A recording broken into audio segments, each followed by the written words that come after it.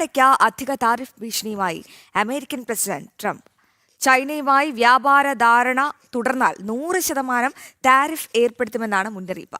വിവരങ്ങൾ നൽകാൻ ഐസൻ ജോസ് ചെയ്യുന്നുണ്ട്. ഐസൻ, വെരി ഗുഡ് മോർണിംഗ്.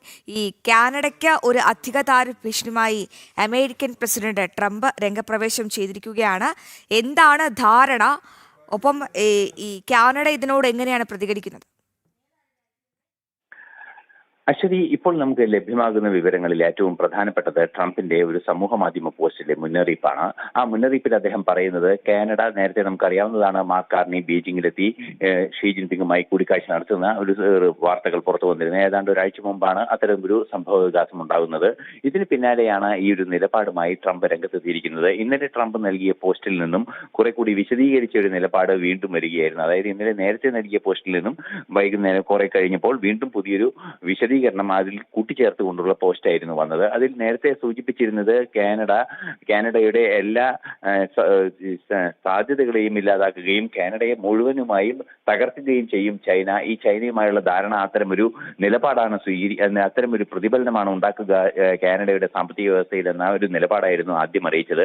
അതൊരു മുന്നറിയിപ്പായി തന്നെ അന്താരാഷ്ട്ര നിരീക്ഷകരെല്ലാം കണക്കാക്കുകയും ചെയ്തിരുന്നു. അതിന് തൊട്ടു പിന്നാലെയാണ് അതേ പോസ്റ്റിനെ തന്നെ കുറെ കൂടി വിശദീകരിച്ചുകൊണ്ടുള്ള ഒരു പോസ്റ്റായി വീണ്ടും പുറത്തു വന്നത്. അതിലാണ് 100% അധിക താരിഫ് ചുമത്തുമെന്ന് അറിയിച്ചിരിക്കുന്നത്. പ്രധാനമായും അദ്ദേഹം ആരോപിക്കുന്നത് ചൈനീസ് ഉൽപ്പന്നങ്ങൾക്ക് വൻതോതിൽ താരിഫ് ചുമത്തി അമേരിക്കയിലേക്ക് എത്തിക്കുന്നത് തടയാനുള്ള നീക്കങ്ങൾ അമേരിക്ക നടത്തുന്നുണ്ട്. അത്തരം നീക്കങ്ങളെ ഒഴിവാക്കി ഒരു ഡ്രോപ്പ് ഓഫ് പോർട്ടായി കാനഡയെ മാറ്റുക എന്ന ലക്ഷ്യമാണ് മാർക്ക് കാർണിക്കുള്ളത്.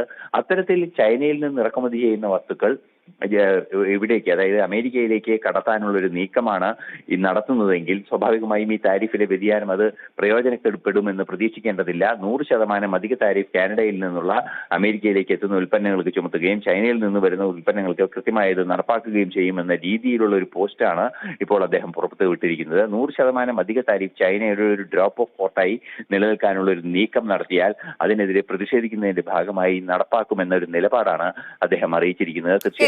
വിവരങ്ങൾ വ്യക്തമാണ്. കാനഡയ്ക്ക് അധിക താരിഫ് ഭീഷണിയുമായാണ് അമേരിക്കൻ പ്രസിഡന്റ് ഡൊണാൾഡ് ട്രംപ് ഇപ്പോൾ എത്തിയിരിക്കുന്നത്.